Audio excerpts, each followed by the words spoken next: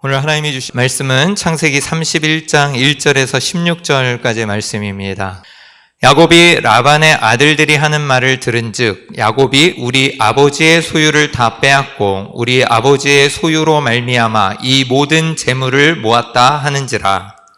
야곱이 라반의 안색을 본즉 자기에게 더하여 전과 같지 아니하더라. 여호와께서 야곱에게 이르시되 내 조상의 땅 내 족속에게로 돌아가라. 내가 너와 함께 있으리라 하신지라. 야곱이 사람을 보내어 라헬과 레아를 자기 양떼가 있는 들로 불러달라가 그들에게 이르되 내가 그대들의 아버지의 안색을 본즉 내게 대하여 전과 같지 아니하도다. 그러할지라도 내 아버지의 하나님은 나와 함께 계셨느니라. 그대들도 알거니와 내가 힘을 다하여 그대들의 아버지를 섬겼거늘 그대들의 아버지가 나를 속여 품삯을 10번이나 변경하였느니라. 그러나 하나님이 그를 막으사 나를 해치지 못하게 하셨으며 그가 이르기를 짐 있는 것이 내 삭시들이라 하면 온 양떼가 낳은 것이 점 있는 것이요 또 얼룩무늬 있는 것이 내 삭시되리라 하면 온 양떼가 낳은 것이 얼룩무늬 있는 것이니 하나님이 이같이 그대들의 아버지의 가축을 빼앗아 내게 주셨느니라. 그 양떼가 새끼 뵐 때에 내가 꿈에 눈을 들어보니 양떼를 탄 순양은 다 얼룩무늬 있는 것과 점 있는 것과 아른 것이었더라. 꿈에 하나님의 사자가 내게 말씀하시기를 야곱아 하기로 내가 대답하기를 여기 있나이다 하매 이르시되 내 눈을 들어보라. 양떼를 탄 순양은 다 얼룩무늬 있는 것, 점 있는 것과 아롱진 것이니라. 라반이 내게 행한 모든 것을 내가 보았노라. 나는 베델의 하나님이라. 내가 거기서 기둥에 기름을 붓고 거기서 내게 서원하였으니 지금 일어나 이곳을 떠나서 내 출생지로 돌아가라 하셨느니라. 라헬과 레아가 그에게 대답하여 이르되 우리가 우리 아버지 집에서 무슨 분깃이나 유산이 있으리요. 아버지가 우리를 팔고 우리의 돈을 다 먹어버렸으니 아버지가 우리를 외국인처럼 여기는 것이 아닌가. 다 같이요. 하나님이 우리 아버지에게서 취하여 가신 재물은 우리와 우리 자식의 것이니 이제 하나님이 당신에게 이르신 일을 다 준행하라. 아멘. 사랑하는 성도 여러분, 혹시 야반도주라는 말을 들어보신 적이 있으십니까? 다 있으시죠? 예, 한자로 된 사자성어인데요. 이 말은 야반이라는 이 두 글자 한자어와 도주라는 이 두 한자어가 합쳐진 네 글자 한자성어입니다. 이 야반이라는 말은요, 밤야자에다가 반반이라는 겁니다. 프라이드 반, 양념 반, 그런 반반이 아니라 가운데 반이란 뜻이에요. 그래서 밤야자를 쓰니까 밤의 한 가운데다, 반이다. 그럼 무슨 뜻이겠습니까? 한밤중. 예, 맞습니다. 그래서 야반이라는 건 밤이 아니라 야반해서 밤의 한밤중을 이야기하고요. 도주라는 말은 여러분이 알고 있다시피 도주하다, 도망가는 거죠. 그래서 이 단어의 뜻은 밤에 한밤중에 몰래 도망가는 것을 의미합니다. 보통은 우리가 어디에서 많이 들어봤느냐 그랬을 때 드라마나 영화에서 주로 이 집안의 반대나 어려움 때문에 사랑하는 사람과 함께 도망가는 그런 상황을 묘사할 때 사용됩니다. 그래서 너무나 사랑하니까 손 꼭 붙잡고 밤에 몰래 도망가서 이제 같이 살려고 야반도주를 하는 것이죠. 올해 봄에 방영됐던 좀 화제가 되었던 이 드라마가 있습니다. 폭삭 소가수다 있는데요. 거기에 주인공인 애순이와 그다음에 관식이라는 남자가 있는데 둘이 너무나도 좋아해서 이 아이유와 박보검이 열연했는데 몰래 배를 타고 이 제주도라는 섬을 벗어나서 서울로 상경하려고 막 갖은 부모님들의 폐물을 챙기고 아버지 양복 입고 어른인 척하면서 이제 서울로 상경하는 야반도주를 합니다. 저희 어머니도 저한테 한번 말씀하신 적이 있는데 이 설교를 듣지 않으셔야 될 텐데 처녀 시절에 애틋한 사랑의 아버지와 싹터서 외할머니가 이제 아버지와의 결혼을 결사 반대하셨답니다. 그래서 밤에 몰래 도망쳐 나와서 결혼을 하셨다고. 야반도지죠. 그래서 이제 제가 태어날 수 있게 된 건데요. 물론 나중에 어머니는 이렇게 말씀하셨습니다. 내가 그때는 진짜 콩깍지가 제대로 씌었었지. 이렇게 말씀하시긴 했지만 그때는 정말 너무 뜨겁게 사랑하셔서 야반도주까지 결행하시는 그런 사랑이 있으셨습니다. 인생을 살다 보면 이렇게 사랑을 찾아서든 아니면 또 다른 이유로든 불가피하게 자신이 살던 그 정든 그곳을 떠나가거나 아니면 가족에게서 떨어져서 마치 내몰리듯이 그렇게 급하게 그곳을 떠나야 하는 상황을 맞이하게 되는 경우가 있게 됩니다. 오늘의 주인공인 이 야곱도 그의 인생에 있어서 한 번도 아닌 두 번이나 이 야반도주를 해야 되는 상황에 놓이게 됩니다. 여러분, 우리가 살다 보면은 때론 어떤 지역으로 옮겨가거나 아니면 자신이 원하지 않았는데 마치 막 내몰리듯이 쫓겨나듯이 이렇게 몰려서 어디론가 가거나 아니면 그렇게 다른 인생을 또 시작하게 되는 경우가 있지 않겠습니까? 저도 제가 미국에 올 줄 몰랐고 또 공부를 세미나리에서 하다가 또 이쪽 LA 땅으로 올 줄도 몰랐고 마치 어찌 보면 급박하게 상황들이 다 저를 그렇게 몰아내듯이 또 이동시켰을 수도 있겠고 또 많은 분들이 그런 상황을 경험했을 수도 있을 것 같습니다. 첫 번째 야곱의 야반도주는 아버지 이삭을 속이고 형 에서의 장자권에 이어서 축복까지 빼앗은 뒤에 형 에서가 막 분노하여서 이제 야곱을 죽이겠다고 결심을 하게 되죠. 그런데 이것을 리브가가 듣게 됩니다. 근데 어떻게 들었냐 그럴 때 속으로 가만히 생각하고만 있으면 들을 수 있었을까요? 아니죠. 화가 난 거예요. 그러니까 아버지가 이제 죽을 날이 다가왔으니까 이제 내가 조금만 있으면 아주 야곱을 죽일 거야. 막 이러면서 자기도 모르게 이야기하거나 막 이야기하면서 떠벌리고 다닌 거죠. 근데 그것을 가만히 잘 듣던 리브가가 알게 되어서 듣고 난 뒤에 어떻게 합니까? 야곱을 외삼촌 라반 집으로 야반도주 시키게 되죠. 겉으로는 좋은 아내를 이방 여자가 아닌 그 자신의 가족, 친족에서 좋은 아내를 얻기 위해 보낸다는 이유를 내세웠지만 실질적으로는 에서의 분노를 피하여서 몰래 도망가는 것이었습니다. 오늘 본문에서 야곱은 또 자신의 의지가 아닌 불가피한 상황 속에서 이 두 번째 야반도주를 감행하게 됩니다. 이제 외삼촌이자 장인인 이 라반의 집에서 두 아내를 맞이하고 또 11명의 아들을 낳고 딸 디나를 낳고 또 어느 정도 6년 삼촌을 위해서 봉사하면서 이제 재물을 좀 모으고 이제 좀 살만하겠다 싶을 때에 갑자기 떠밀리듯 쫓겨나듯 그렇게 야반도주를 해야 되는 상황이 발생하게 된다라는 것이죠. 그래서 어찌 보면 야곱의 인생은요, 참 불쌍하기도 하고 안타까워요.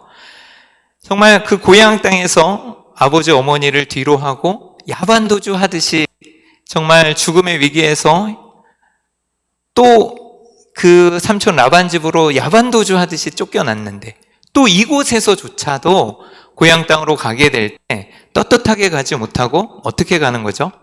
피해서 몰래 야반도주 하듯이 뒤에 나중에 삼촌 라반이 형제들 쫓아와서 죽이려고 합니다. 막 그 정도로 몰래 이렇게 빠져나오게 되는 거죠. 야반도주로 시작한 그 자신의 여정이 다시 또 고향 땅을 가는 그 상황에서도 야반도주로 마무리하고 있습니다. 그가 오늘 왜 다시 외삼촌 라반 집을 떠나서 급하게 마치 야반도주 하듯이 떠날 수밖에 없었을까요? 오늘 1절 말씀을 한번 읽어보도록 하겠습니다. 다 같이 한번 읽겠습니다. 시작. 야곱이 라반의 아들들이 하는 말을 들은즉 야곱이 우리 아버지의 소유를 다 빼앗고 우리 아버지의 소유로 말미암아 이 모든 재물을 모았다 하는지라. 갑자기 라반의 아들들에게서 이상한 말들이 들리기 시작해요.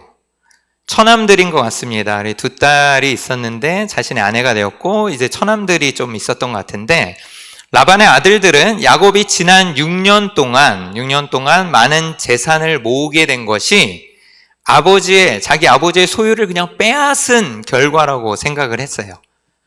아버지의 재산이 좀 불어나고 축복을 받았는데도 가만히 보니까 자꾸 야곱의 재산이 늘어나고 잘 되는 것 같은 거예요. 그러니까 왜 이렇게 화를 냈겠습니까?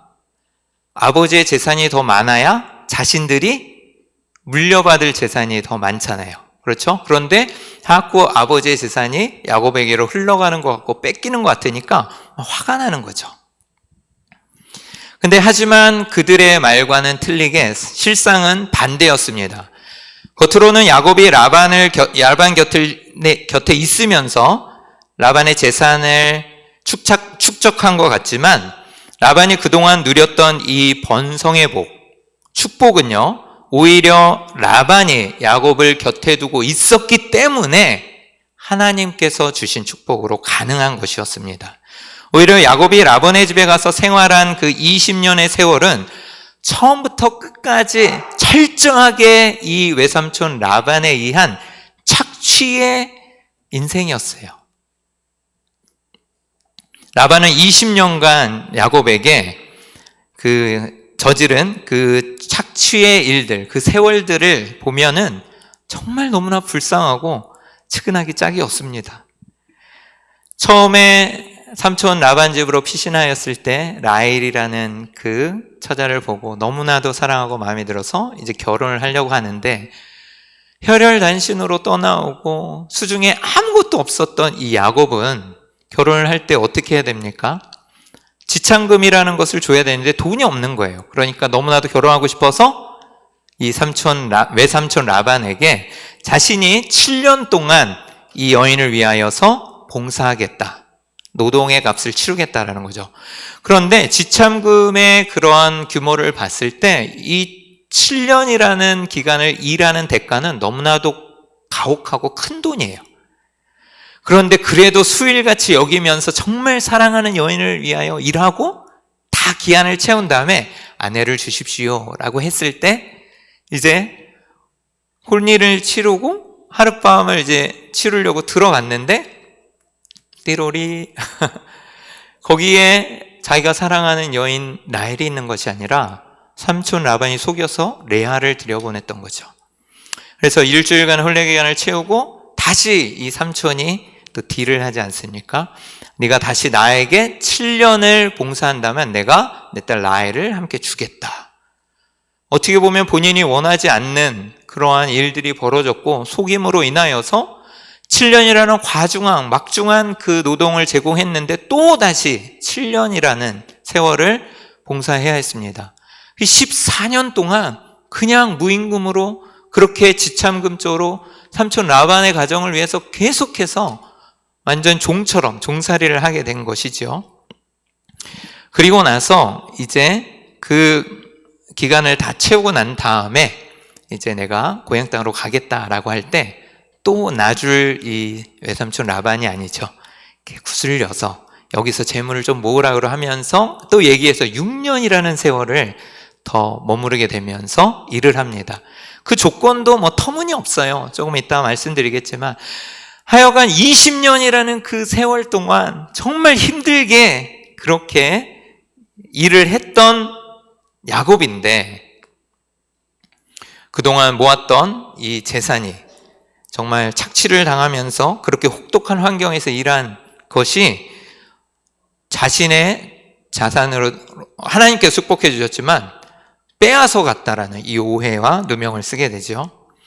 어떻게 일을 했느냐라고 했을 때 정말 품삯을 10번이나 바꿨다라고 표현됩니다. 여러분, 6년 동안 10번 바꿨으면 1년에 한두 번 바꾼 것밖에 안 된다라고 생각할지 모르지만, 실질적으로 성경학자들이 10번이라고 그러면 완전수라고 해서 그냥 마음대로 수시로 자기 멋대로 이런 뜻이에요. 그러니까 품삯을 좀 주는데 좀 많이 주는 것 같아요. 그러니까 품삯을 줄이고, 또 서로 계약해서 6년 동안 일하는데 그때 그 양과 염소를 나누어서 그 당시에 이제 점 있는 것이나 아니면 얼룩무늬, 아롱진 것을 있으면 자신의 목으로 달라라고 이제 야곱이 삼촌에게, 외삼촌 라반에게 이야기했습니다. 그런데 실질적으로 이 외삼촌인 라반은 어떻게 행동하는지 아세요?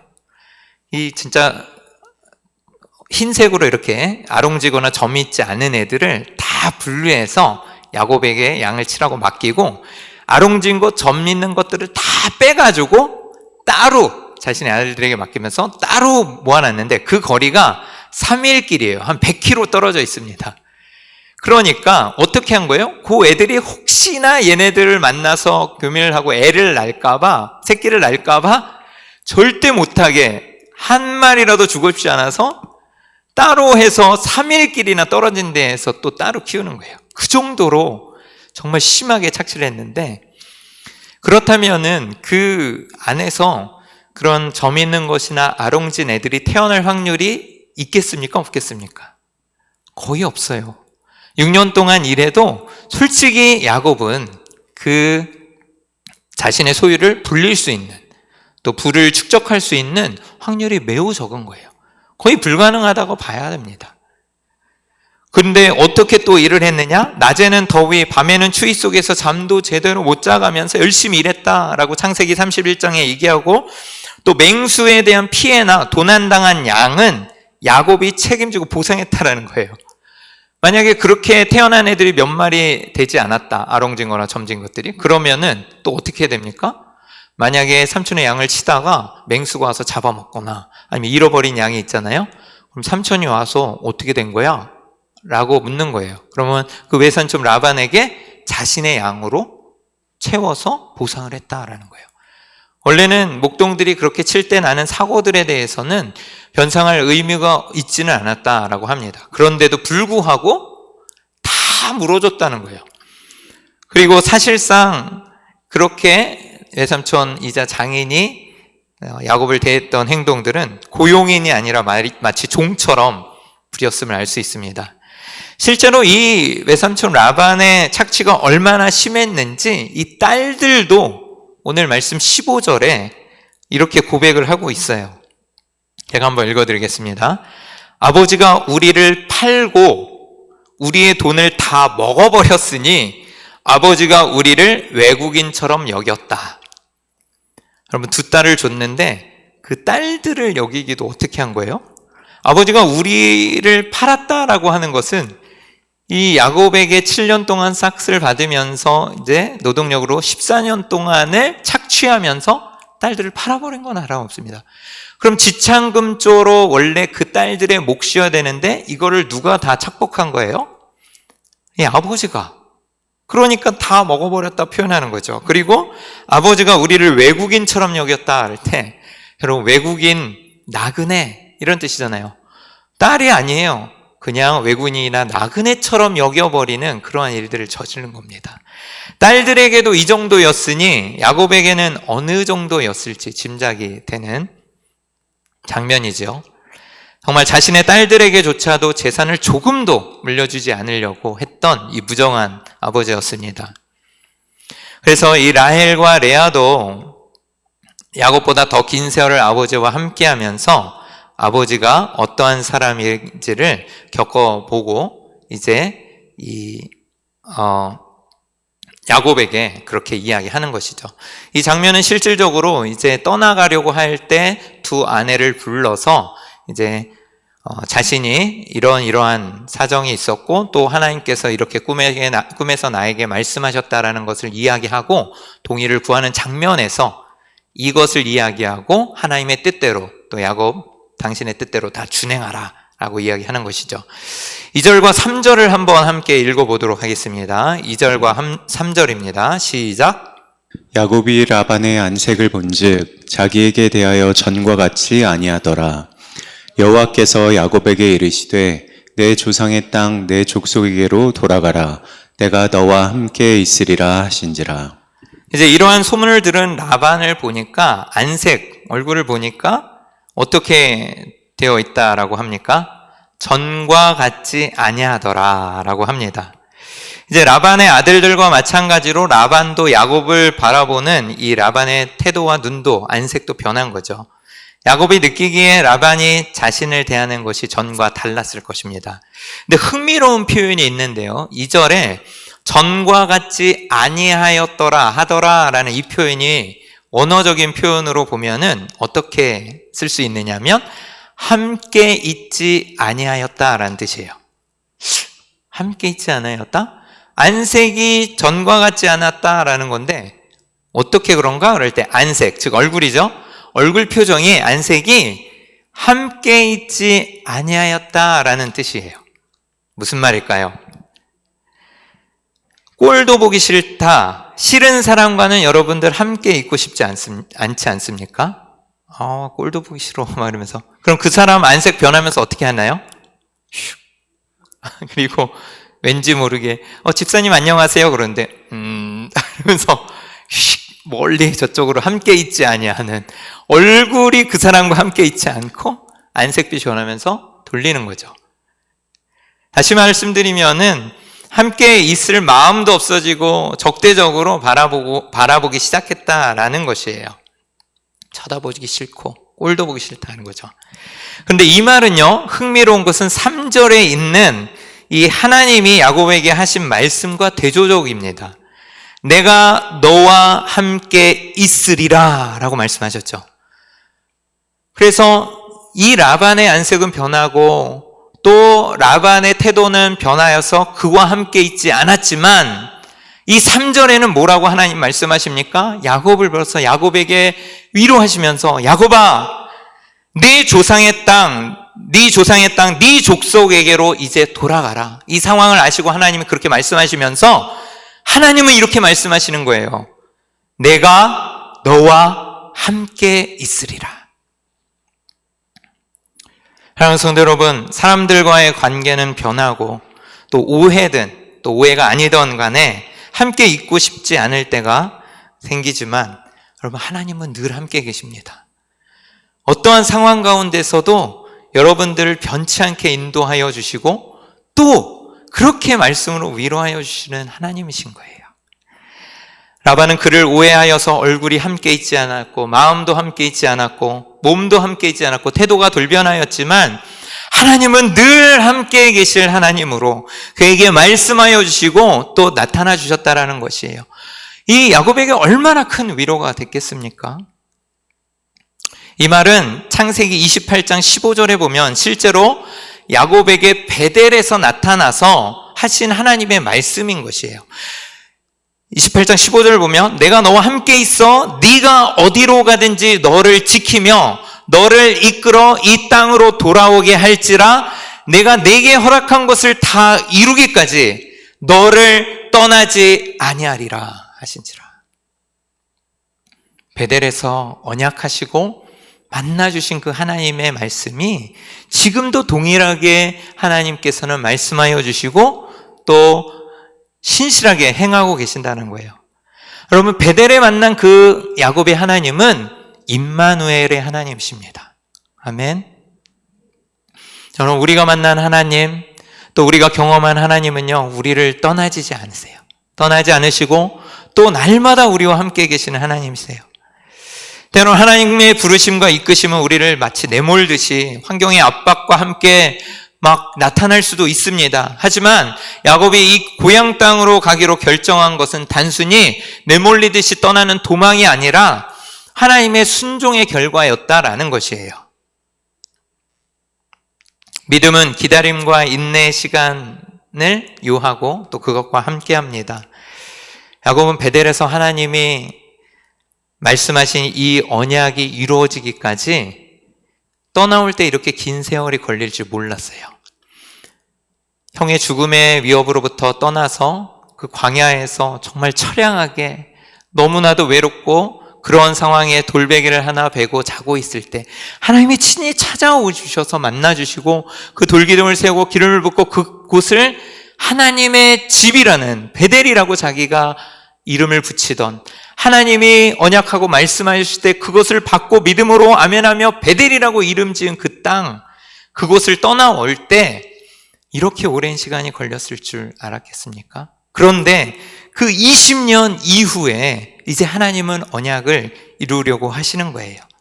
20년이란 세월을 기다려야 했을 것이고 또 하나님의 말씀은 반드시 이루어지겠지만 그 말씀이 이루어지는 시기의 결정권자는 하나님이시기에 인내하며 순종하며 또 기다릴 수밖에 없었을 것입니다. 근데 여러분, 이것이 믿음이에요. 여러분, 이것이 순종입니다. 우리의 뜻대로 되는 것이 아니라 우리가 좀 힘들고 또 연약하고 오랜 시간을 또 우리의 뜻대로 마치 되지 않는 것처럼 그렇게 지나올지라도 하나님께서는 신실하게 이루어 가십니다. 이제 야곱은 떠나기 위해서 아내들의 동의가 필요했다라고 하죠. 그래서 아내들에게 그 타당성을 이야기하면서 동의를 구합니다. 우리 5절부터 9절까지 한번 한 목소리로 읽어보겠습니다. 시작. 그들에게 이르되 내가 그대들의 아버지의 안색을 본즉 내게 대하여 전과 같지 아니하도다. 그러할지라도 내 아버지 하나님은 나와 함께 계셨느니라. 그대들도 알거니와 내가 힘을 다하여 그대들의 아버지를 섬겼거늘 그대들의 아버지가 나를 속여 품삯을 10번이나 변경하였느니라.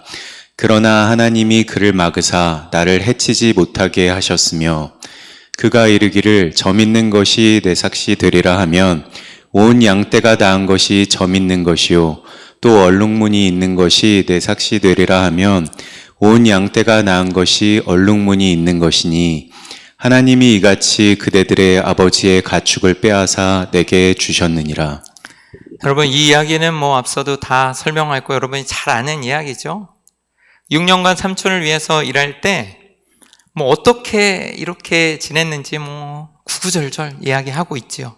그런데 이 계약을 볼 때 굉장히 야곱에게 있어서는 불리한 조건이었으면 틀림없습니다.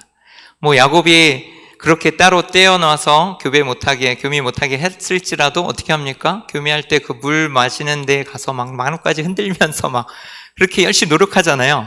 근데 여러분, 솔직히 푸른 나뭇가지를 좀 벗겨서 흰색하고 얼룩덜룩하게 만들어서 교미하는 양들 앞에서 막 흔든다고 걔네들이 점진 것 혹은 아롱진 것들을 임신하겠습니까? 여러분, 과학적으로는 말도 안 되는 사실이에요. 그런데 점도 없고 아롱진지 않은 애들 사이에서 점 있는 애들이 태어나는 거예요. 그리고 너무 점 있는 애들이 태어나니까 이제 아니야, 너 점이 아니라 얼룩진 애들, 이렇게 무늬가 있는 애들을 네 삭스로 할게 라고 해서 변경하며 또 그런 애들이 태어나는 거죠. 튼튼한 애들 앞에서 흔들긴 했지만 그 튼튼한 애들이 그러한 양들을 낳으면서 야곱의 재산들이 점점 늘어나게 되는 거죠. 이 상황 속에서 야곱이 하는 고백이 너무나도 중요해요. 맨 마지막에 9절에 보면 뭐라고 고백합니까? 하나님이 이같이 그대들의 아버지의 가축을 빼앗아 내게 주셨느니라.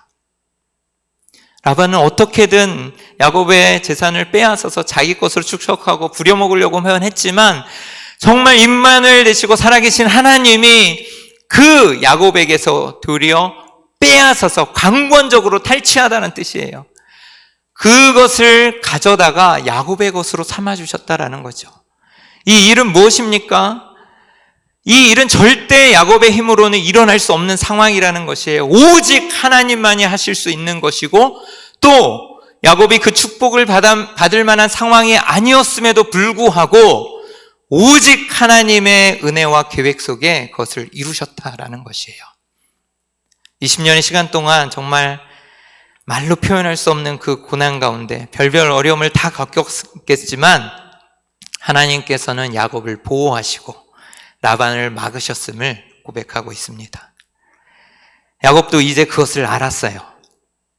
야곱도 하나님이 자기와 함께 계셨고 열심히 나뭇가지 흔들었지만 자신의 노력이 아닌 하나님이 이것을 이루셨다라는 것을 알고 있는 것입니다. 주권자가 되신 하나님을 고백하고 있는 장면이에요. 야곱의 믿음도 많이 성장했지요. 이제 다시 고향 땅으로 돌아가서 이제 그 모든 일들을 이루기 전에 하나님께서 이루신, 그리고 그 베델의 하나님이 어떠한 하나님일지를 다시 한번 경험케 하시고 이제 야곱을 믿음의 조상으로, 또 12지파를 이루는 그 지파의 아버지로 세우시는 것이죠. 근데 막상 여러분 떠나자니 야곱으로서는 어떠했을까요? 상황이 고향으로 가는 길이 무척 두려웠을 것입니다. 아직 에서와의 관계도 해결되지 않았고 떠나가면 에서가 자기를 죽일 수도 있을 것이에요. 그리고 이 탐욕스러운 외삼촌의 소나기에서 또 장애인인 라반의 집에서 어떻게 떠나가야 할지, 벗어나야 할지 막막했을 겁니다. 그래서 몰래 나와요. 양을 깎는 시기를 틈타서 3일에서 혹은 일주일까지 양털을 깎는다 그랬는데 그 양털을 깎으러 가는 동안 몰래 도망칩니다. 다 가축과 종과 노비와 또 가족들을 챙겨서 이제 야반도주 하듯이 또 도망쳤을 때 뒤에 라반이 또 그의 형제들을 데리고 야곱을 죽이려고 쫓아오는 것을 보면 어떠한 상황인지 우리가 알 수가 있습니다. 그러나 하나님께서는 야곱과 함께 계시다고 하셨으므로 야곱은 하나님을 유일한 위로자이자 힘으로 삼고 과감한 결단을 내릴 수 있게 됩니다. 저는 이 행동과 믿음에 있어서 그의 아내들에게 이 고백했던 바로 베델의 하나님, 그리고 나와 함께 하시는 하나님, 그리고 나를 위하여 일하시는 그 라반의 손에서 빼앗아서 나에게 주시고, 또 이 정말 어쩌보면 거지로 쫓겨나지 않은 것이 다행일 정도로 정말 이 힘든 상황에서 나를 지키시고 인도하신 하나님, 그 하나님을 고백합니다. 정말로 그의 고백이 어디에 나오냐면요, 13절을 한번 다 같이 읽도록 하겠습니다. 13절입니다. 시작. 나는 베델의 하나님이라. 내가 거기서 기둥에 기름을 붓고 거기서 내게 서원하였으니 지금 일어나 이곳을 떠나서 내 출생지로 돌아가라 하셨느니라. 아멘. 하나님께서 뭐라고 말씀하십니까? 야곱에게 나는 베델의 하나님이다. 나는 베델의 하나님이라 이렇게 이야기합니다. 여러분, 베델이라는 그 지명의 이름은 야곱이 직접 지어서 호명한 곳이죠. 베델. 그런데 하나님이 그것을 기억하셨어요. 자신의 언약을 하시고 또 정말 처절하고 힘든 그 가운데 떠나오는 그 길에서 야곱을 처음 만나주신 그곳 베델의 언약과 말씀, 그리고 그곳부터 인도하신 하나님을 기억하고자 하기 위하여 나는 네가 그곳에서 깨닫고 나에게 이야기했던 그 베델이라는 호칭을 사용하면서 나는 그 베델의 하나님이라 라고 말씀하고 계시는 것이에요. 하나님은 언제나 야곱에게 베델의 하나님이셨습니다. 혼자서 혈혈단신으로 아버지 집을 떠나서 들에서 잠을 청할 때 자신을 찾아오셔서 지키시고 보호하시겠다고 약속하신 그곳이 바로 베델이었고, 또 베델의 하나님의 살아계심을 체험함과 동시에 바로 나의 하나님이심을 깨달았던 곳이 바로 그 베델입니다. 정말 그 베델의 하나님이 이제 다시 그 땅을 떠나서 고향 땅으로 가는 그 야곱에게 하나님 찾아와 주셔서 그것을 떠올리고 상기시키면서 내가 그곳에서 너와 언약한 것을 모두 다 지킬 것이고 또 신실하게 이곳에서 내가 그 고향 땅으로 너를 인도할 것이라는 그 베델의 하나님을 상기시키고 있는 것이에요.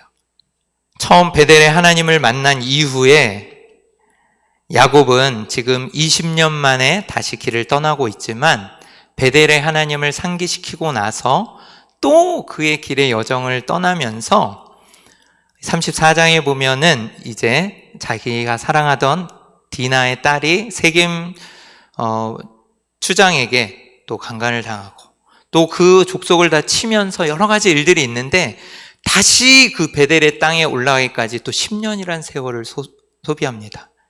그러면서 결국에는 30년 만에 이 베델의 땅에 들어가게 되는데요. 그런데 이 추장의 아들을 죽이게 되지 않습니까? 잃은 그 부족은요, 야곱과 가족들을 다 몰살시키겠다고 작심합니다. 그래서 야곱의 가족들은 정말 위기에 처하게 돼요. 하나님께서 지키겠다고 하고 베델의 하나님이라고 말씀하셨는데 떠나와서 또 그 땅을 가기도 전에, 베델이라는 땅에 도착하기도 전에 이러한 험한 일들을 당하게 되는 것이에요. 그러면서 하나님께서는 그러한 위기에 처한 이 야곱과 가족들에게 무엇이라고 이제 말씀하십니까? 베델로 돌아가라.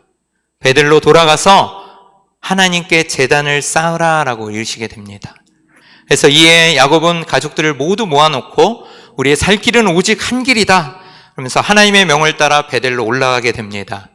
그리고 이제 그곳에서 야곱은 집안의 이방 신상들과 우상들을 다 모아서 묻어버리고 정결하게 한 후에 베델에서 제단을 쌓아서 하나님께 예배하며 그곳의 이름을 엘베델이라고 짓습니다. 여러분, 엘베델은 뭐며? 엘이 하나님이니까 베델의 하나님이란 뜻이에요. 이 떠나올 때 나는 베델의 하나님이다 라고 말씀하신 그 하나님, 자신이 처음에 베델이라 이름 지었지만 그 언약을 정말 귀중히 여기시고 하나님이 그 호칭을 쓰며 베델의 하나님이라고 말씀하신 그 언약을 붙들고 나아갔을 때 결국에는 그 땅에 도착하여서 엘베델이라고 이야기하는 그 베델의 하나님을 고백하는 야곱이 되는 것이에요. 그럼 30년 걸렸습니다. 베델을 떠나서 그곳까지 가는 게. 여러분, 정말 이 30년의 방황을 마치고 베델로 돌아올 때 하나님은 이미 준비하고 계셨던 복을 주시고 이제 그 야곱의 이름을 이스라엘로 바꾸세요. 그리고 언약 가운데 신실하게 이제 이스라엘 가운데 12지파를 이루고 이제 야곱이 아닌 이스라엘, 그리고 그 모든 자손들과 땅을 이스라엘이라고 부르는 하나님의 놀라운 축복을 이루어 가신다라는 것이에요. 사랑하는 성도 여러분, 오늘 우리도 마찬가지입니다. 하나님의 사람은 하나님께서 보호하시고 축복하시고 결국은 승리케 하십니다. 여러분, 30년 걸릴지라도 여러분 그 하나님을 신뢰하십시오. 베델의 하나님, 우리가 만난 하나님, 고백한 하나님이 찾아오셔서 그 고백을 귀하게 여기셔서 너의 고백을 내가 들었노라 라고, 나는 베델의 하나님이야 이렇게 이야기하시고, 또 하나님 나에게 베델의 하나님이라고 말씀하셔서 또 내가 이 길을 가면서 살아가고 있는데 왜 하나님 아직도 그 베델의 하나님은 먼 것 같습니까? 라고 고백할 때 결국에는 그 땅에 이르러서 엘베델이라고 하나님께 올려드리고, 그리고 나를 이제 새롭게 바꾸시고 야곱이 아닌 이스라엘로 살아가게 하시고 또 하나님의 그 신실한 언약을 이루어 가시는 모습을 우리가 직접 보게 될 것입니다. 여러분, 오늘 우리에게 베델은 어디입니까? 하나님께서 신실하게 인도해 오신 그 삶을 한번 여정을 돌아보세요. 여러분들에게도 분명 베델의 그 시기 그리고 그 땅에 있을 것입니다. 또 인생 한가운데 그 베델의 시점에서 여러분 인도하여 주시고 또 언약하여 주시고 다시 살리시고 회복시키신 그 하나님의 약속의 말씀이 있지 않습니까? 그 하나님이 오늘 지금 우리에게 엘베델 하나님 되어주셔서 이제 우리를 수렁에서 건져 올리시고 다시 한번 우리를 새롭게 주님의 자녀로 살아가게 하실 줄 믿습니다. 그냥 평범하게 살아가는 것이 아니라 하나님께서 살아계심을 경험했던 그때를 기억하며 살아서나 죽어서나 우리의 유일한 위로가 되시는 하나님 앞으로 날마다 우리는 나가야 할 것입니다. 그때 하나님은 우리를 보호하시고 우리의 구원을 이루어 가시고 또 우리와 함께 하셔서 하나님을 위한 삶, 또 하나님을 중심에 놓고 정말 그 주님을 찬양하며 살아가는 그 삶으로 인도하실 것입니다. 우리와 함께 하여 주시는 그 베델의 하나님을 오늘도 경험하고 그 은혜를 체험하시는 복된 성도님들이 되시기를 주님의 이름으로 축복합니다.